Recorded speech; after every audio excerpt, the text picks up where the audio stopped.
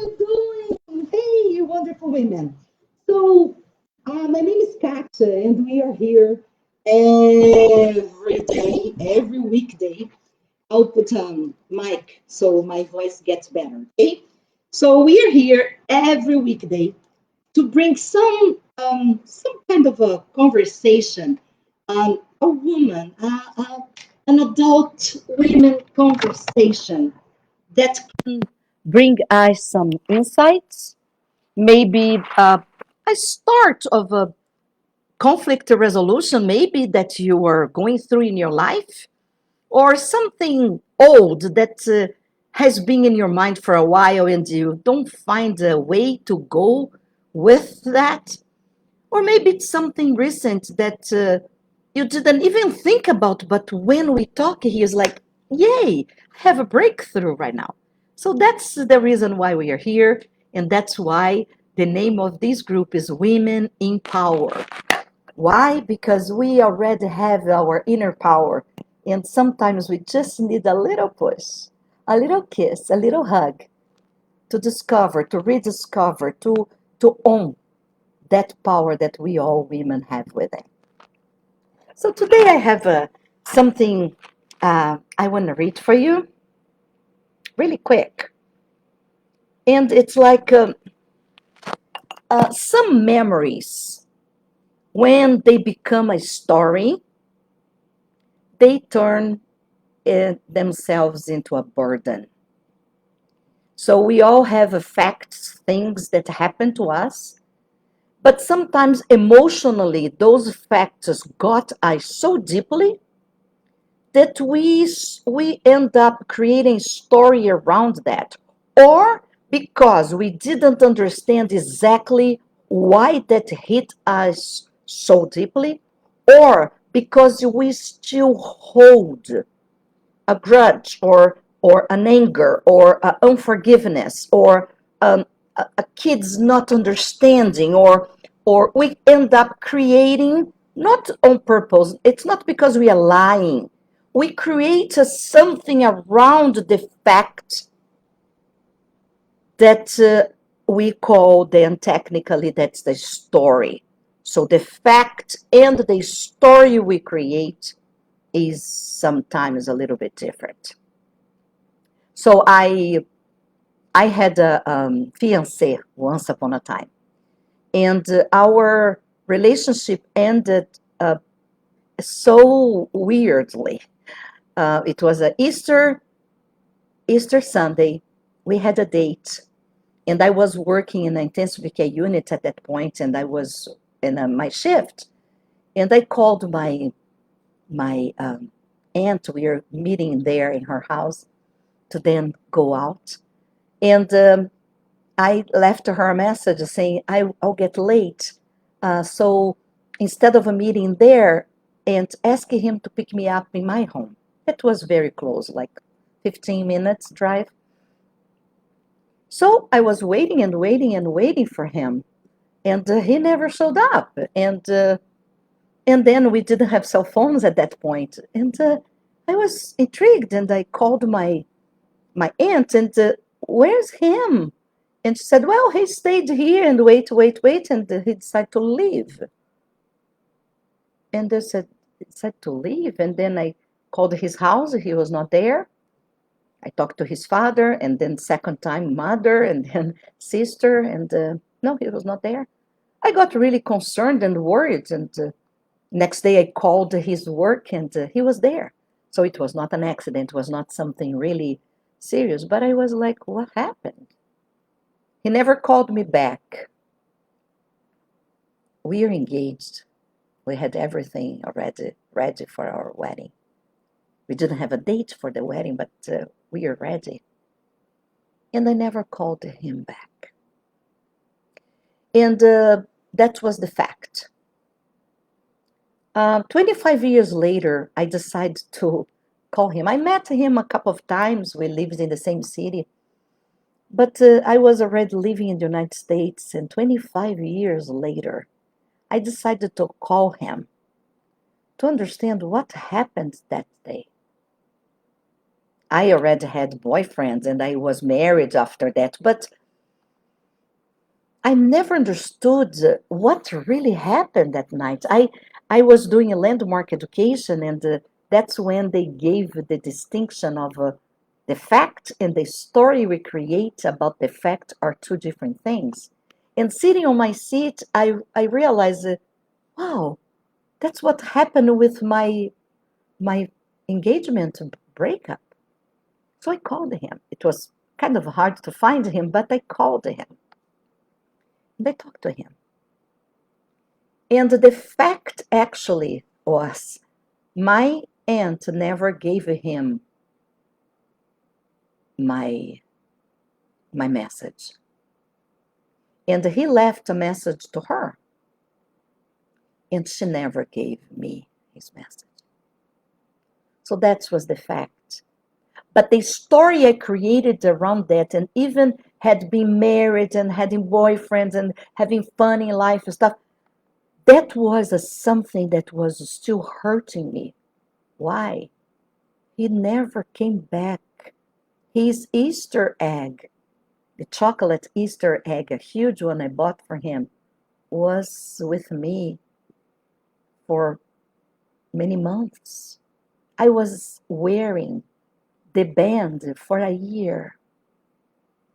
So traumatic was that for me in my very early 20s. So I created a story that he abandoned me, he didn't like me, it was all a fraud, that I was not lovable, and I would never get married because if I didn't marry the love of my life, what would be for me and no kids? So I created a very low down self esteem story that had nothing to do with reality. So we all do that. We don't do on purpose. I didn't create a story to suffer. I didn't create a story. I just made my interpretation. We are all like this. We create an interpretation of the facts to justify my low self-esteem. I already had low self-esteem. So I created a story that had nothing with reality.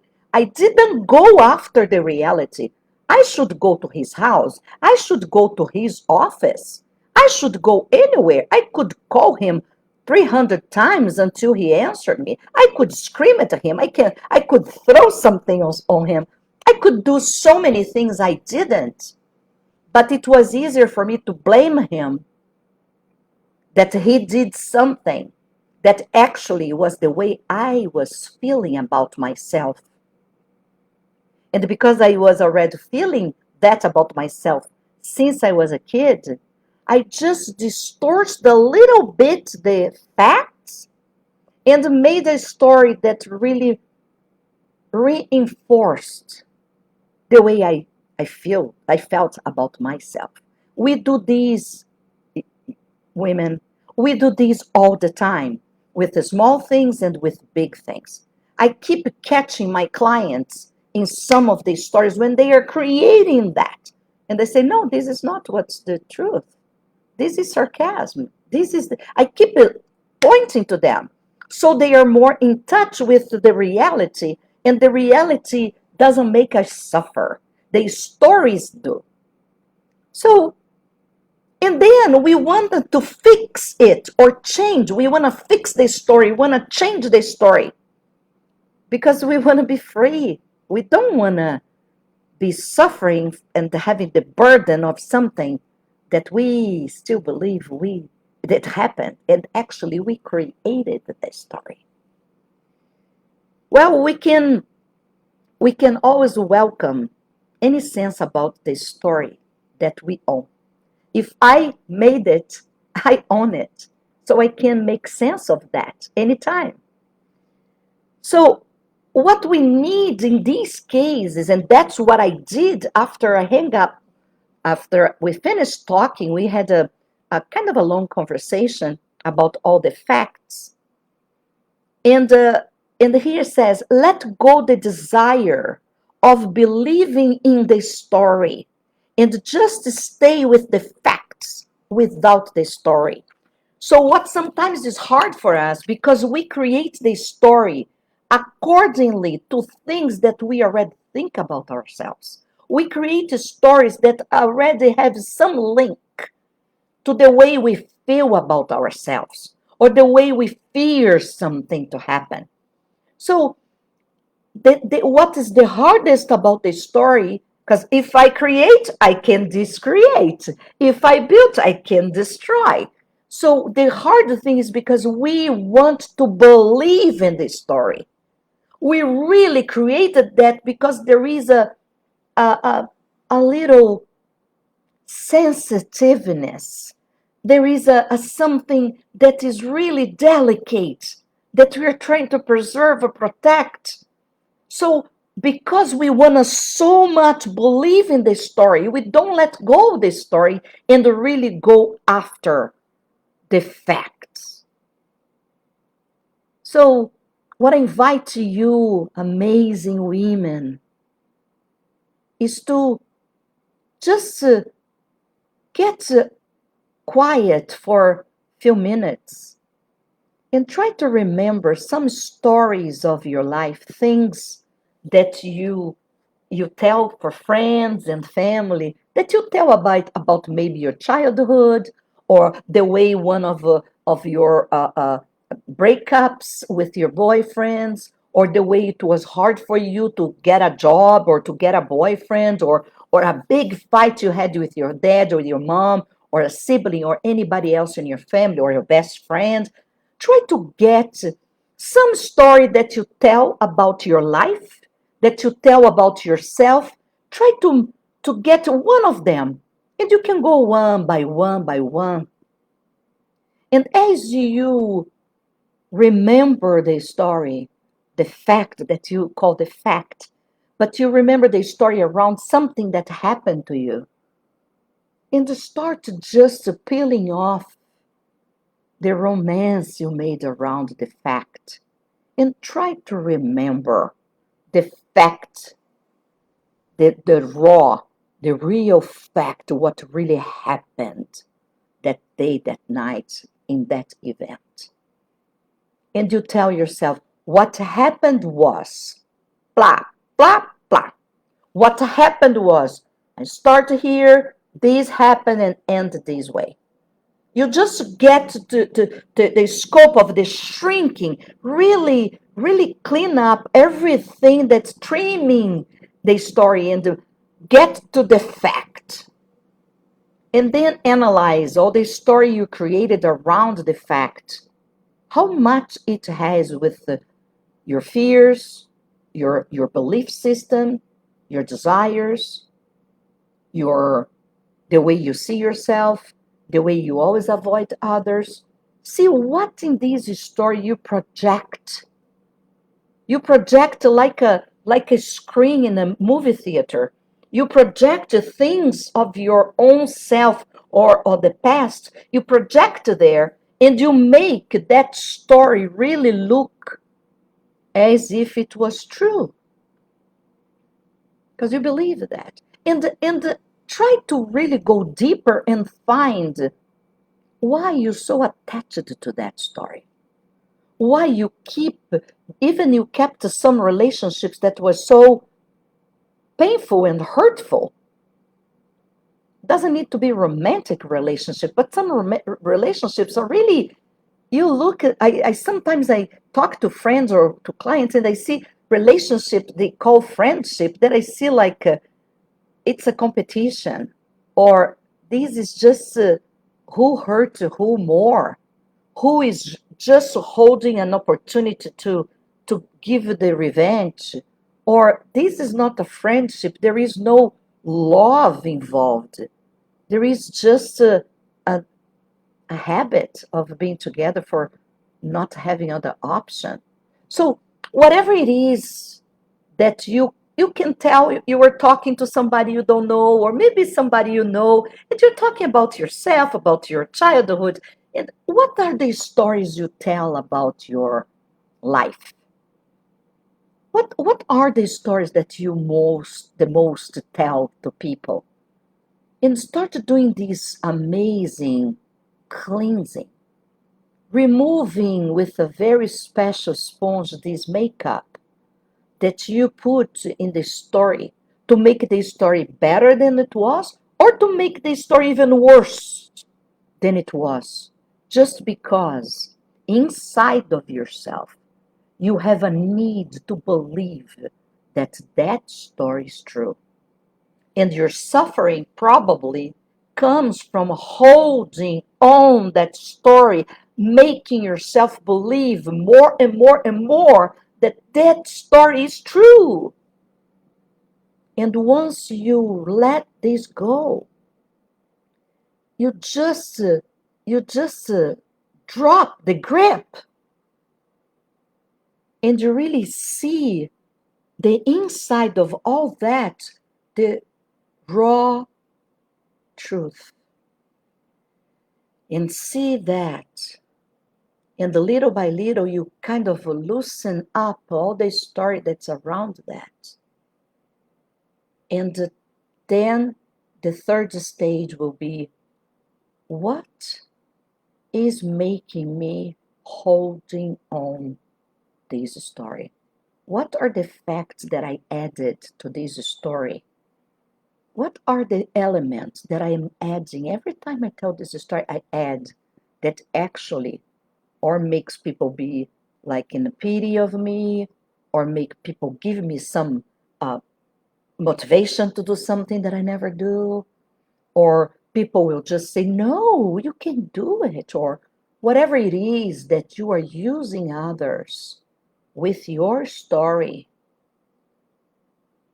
to just reinforce the things that you already know about yourself or about any character that you have in your life.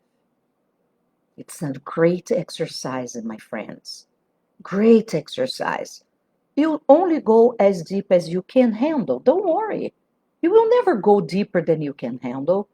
But I think at this point, once you are here and you're really interested in going deeper in your life and being happier, making your life be a little bit more meaningful for yourself or even for others, I think we are in the same page. Going deeper to know who you are will make you attract people that really know who you are. Not this fake you, not this fantasy of you that you create and you keep selling to everybody around you.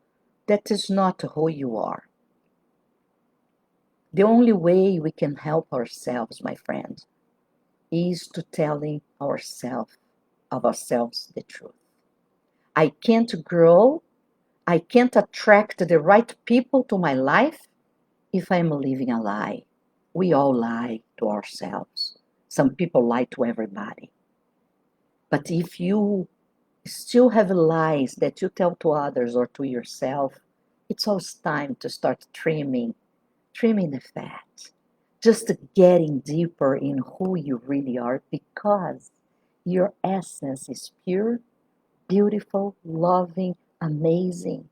You are created by God as a butterfly, as an orchid, as the ocean, the moon, the stars. You are perfect. But things happen in our life that make us to just twist our life and our being. But it's always the good time, the perfect time for you to turn into yourself and find this amazing woman you are, amazing human being you are, and have the joy, the happiness, the fun, the inner peace of living the as many years, more decades, more we have of life, living a life that's really worth to live.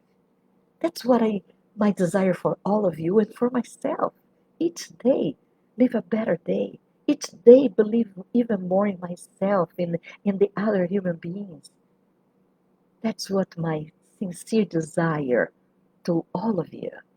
My name is Katia Ferreira.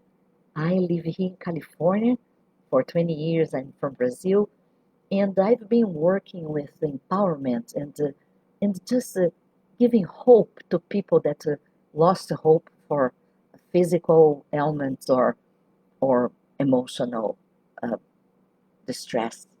So we are here together, holding hands and just going this journey, giving support to each other. And I'm here. You can count on me. There's nothing asked in return. You can believe in that.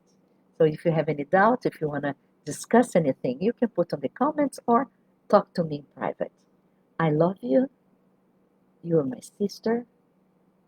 I love you. I want the best for you. And the same I want for my life, I want for yours. And that's my truth. Have a wonderful evening.